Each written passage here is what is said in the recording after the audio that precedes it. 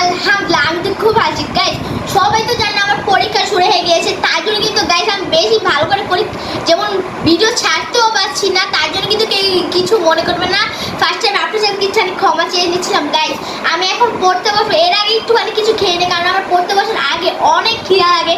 কি খাবো সেটা আমি খুঁজেই পাই না। তবু আজকে একটু আম্মু বুট সিদ্ধ করেছিল, যেমন বুট রান্না করেছিল, ওইটাকে এখন আমি খাবো। তো চলে। সো গাইস আমি কিন্তু বুট নিয়ে এসে বলছি, দেখেন কত সুন্দর করে মাখন হয়েছিল, কিছু দেওয়া হয়নি। তবু আমার কিন্তু এভাবে খেতেই ভালো লাগে, তাই জন্য কিন্তু এখন আমি এভাবেই খাবো। সো গাইস চলে খাওয়া যাক, বিসমিল্লাহ করে। গাইস বুটটা যা মজা বলে বুঝতে পারবো না গাইস। বুটটা নিয়ে কিন্তু আবার আপনাদের সামনে আসছে আমি, আর বুটটা কিন্তু অনেক মজা। মায়ের হাতে কিন্তু আসে জাদু হয়।